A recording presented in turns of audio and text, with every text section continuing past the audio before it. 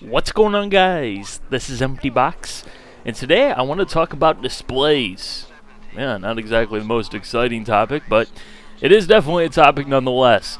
And this is kind of brought about by the same question that I see over and over and over again, as well as some interesting news that's happened. As many of you guys will know, the Oculus Rift is now available for pre-orders, shipping sometime, I guess, in June-ish. But it's a question I've seen a lot pertaining to sim racing, so I kind of want to give you my opinion on the Rift, virtual reality in general, as well as triple screen setups, single screen setups, why I am in the position that I am in, and what I'm looking at doing in the future, just to kind of give you guys maybe a little bit of insight as to the question of VR with sim racing. Now, as a frame of reference as to where I'm coming from, I'm probably like a lot of the people watching this video right now. I currently have a single 24-inch 1080p 60Hz monitor, nothing fancy here. However, I have used triple screen setups in the past. I am familiar with them and the benefits that they provide. I have not had the chance to give a VR headset a go. However, I am incredibly interested in the technology, and I've actually been following it relatively closely as to how it relates with sim racing, because personally, I do think this is something that could absolutely stand sim racing on its ear, because it is almost tailor-made to our needs. But I want to double back before I start talking about the advantages and disadvantages and my thoughts on it, as to why I have a single screen setup rather than the triple screen setup that's become all the rage within sim racing and is almost viewed as one of those things that you quote-unquote have to be a quote-unquote sim racer. And this also applies to the Rift and other VR headsets as well. And it comes down to system performance. Quite frankly, my system wouldn't be able to drive a triple screen setup or a VR-based setup to the level of quality that I'd like to experience. You know, maintaining a good high playable frame rate, maintaining all the graphical settings turned up and everything like that. And plus, I'm happy with what I have currently, so I don't really feel the need to go out there and go crazy just to have the latest and greatest, because I'm happy. And plus, I also look at the fact that we haven't really seen a very big push in terms of the hardware from NVIDIA, Intel, AMD, ATI. We haven't really seen kind of one of those bigger jumps in performance recently. I think that's largely because there really hasn't been a need for those companies to do that, because it's just kind of trudging along as it's been, and there's not really been an advancement. Whereas now with VR looking to become more and more of a thing, I do think there's going to be a renewed performance increase type of thing going on with the next generation of hardware components. So I think it's kind of one of those times where it's just not really a very good time to be building a system, in my opinion, if you're someone like me who doesn't necessarily need to have the latest and greatest and is kind of happy with what you have. Although, again, I know someone's already going to say this, and I'm going to say this as well. Yeah, that's a very slippery slope when it comes to technology and hardware. We know, but that's just my opinion on where we are right now. And again, I wanted to mention the performance and where I'm coming from with this, because I think the performance issue is something that a lot of people are just glossing over and sort of forgetting about, when really it should be one of the primary concerns in the first place. Because if the game isn't playable, especially with VR, if you're running at low frame rates, you'll see anyone who's had bad experiences with VR and a low frame rate say, hey, yeah, it's not actually that good because it's really annoying. So I think the whole can it run Crysis thing is going to make a comeback here in 2016, only it'll be, can it run Crysis in VR? Yeah! But moving along from the performance, because that's going to basically fix itself as time marches on, essentially.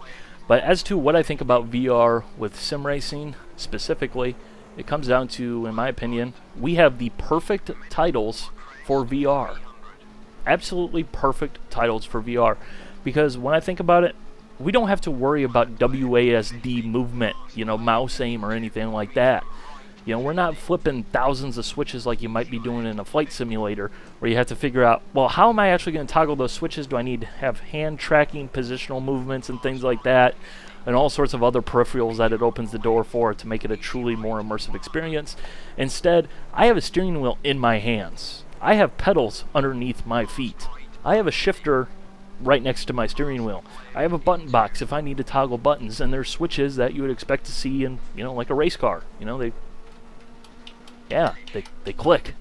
Yeah, they don't feel like keyboard keys or anything like that. It's cool.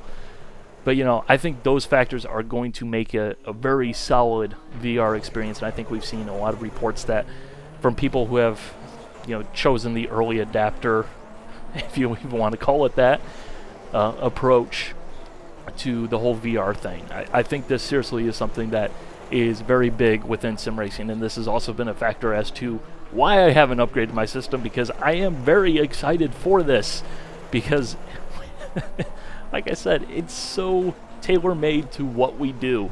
It is so tailor-made to what we do. I think it is going to be a game changer for sim racing in particular. Now, that said, I still have a heck of a lot of questions otherwise. And I think a lot of these questions are where a triple screen setup starts to reestablish itself as something that will be around for a very long while within the sim racing community as really one of the most common setups out there. First of all, how long is it going to take for the developers to support the consumer version of the Rift and various other VR devices? That's a very big question. That should be the biggest question. That's one of the biggest reasons why I'm not really particularly excited to become an early adopter of the Rift, because it's going to take time, as well as the fact that how good is the support going to be? We've seen with the development version of the Rift, developers of the Sims themselves have implemented some level of support for the Rift, and a lot of people will say it's raceable in certain titles without too terribly many hitches, but again, it needs to happen across the board. It needs to happen in all of these titles for it to truly establish itself and take over, as opposed to the fact that now, multi-screen rendering, individual 3-screen rendering with bezel correction, that's become more or less standard within sim racing. It doesn't necessarily need to be supported or added to too terribly many games at this point because it's already there, whereas the whole Rift support thing needs to be added still. It's a very big question, and again, there's no real need to go crazy becoming an early adopter, especially if you're into sim racing, because as we've seen time and time again, there's not a single developer out there in sim racing that doesn't use the term soon quite liberally. Then there is the general VR question of motion sickness. This is one of those things where you've heard about time and time again, relating to the Rift and VR headsets in general. Some people just don't take kindly to the experience at all, and they don't have a very fun time with it. Whereas other people, they take to it like a duck to water, and they just get on with it, and that's that. It's really going to be up to you yourself as to which one of those experiences you're going to get. And I will say this, again, that's kind of one of those things where the triple screen setup starts to reestablish itself as being a very solid setup going forward regardless, because chances are you're not going to get motion sick with the triple screen setup, because I don't see any way that could actually happen. Then there is also the price of the Rift, which is something that I wasn't really expecting to be a factor. However, the way I look at it is I was expecting this to come more around the $400 price range, the $400, $500 price range, as opposed to the $600 price range. And there is a big difference between the two, because for $600 you can get 3 monitors that are of pretty solid quality. Granted, not necessarily the best or the latest and greatest, most highest resolution out there, but 3 solid 1080p monitors that will work for a triple screen setup, and you can do it for less than $600. And then you also factor in the fact that there are advantages for a triple screen setup, such as just generally increased productivity. Compared to the Rift, for example, I don't expect you to be playing Microsoft Word Oculus Rift Edition, although that would be pretty cool, and that probably actually is a thing. But, just general multitasking on a multi-monitor setup is so much easier and more efficient to begin with. You can watch 3 cat videos at the same time. Hell yeah. Then there is also the problem that, you can't see out of the VR headsets. And I think this is one of the biggest problems with them, and one of the things that frightens me most. And it does sound silly, yes, it does sound crazy, but it is something that I do think is a very valid comment. What government agency is at my front door?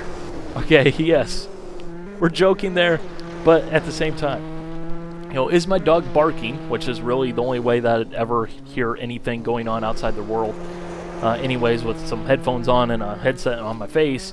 Is my dog barking because the mailman just dropped the mail in the mailbox, or is he barking because the FBI is out there full-on assault force? Yes, again, silly, but at the same time, being able to, with the monitor-based setup that I have currently, just lean back a little bit, peek my head out the window that's literally 1 foot to the left of me going down one of the straightaways, is pretty handy. It's pretty nice. Having the ability to look around the room around me, in case something's going on, is nice. For those of you guys out there with children, I'm pretty sure it's also a factor because, hey, kids old enough, you can probably play your games to a degree without being too terribly interrupted, but what happens if, your kid decides to randomly run around sticking forks into electrical outlets, which you can't see even though he's literally a foot away from you sticking the fork into the electrical socket? I do think it is an issue. It sounds silly, yes, and it does sound silly because there's a lot of hyperbole involved when people like me make silly statements like that for the sake of being funny, or at least attempting to be, but I do see it as an issue. I do see it as a downside for the VR headset approach. So wrapping it up, yeah, I do think there's a lot of reason to be excited for the Rift if you're into sim racing. I do think there is a lot of questions that still need to be answered, however, if you're into sim racing and interested in VR. So it'll be interesting to see how that plays out. Meanwhile, I don't think the triple screen setup is going anywhere anytime soon, and it's certainly not to be obsoleted. I think it's going to be one of those decisions where whichever one you decide to go with, if you're in the same position as me, you're going to end up making, and you're going to feel like you made the wrong decision a year down the line, regardless of which side you chose. Yeah. So don't look back once you make your decision. Don't look back. But, as for what I am planning for my system, because I know people are inevitably going to ask that, I don't know. I really don't know.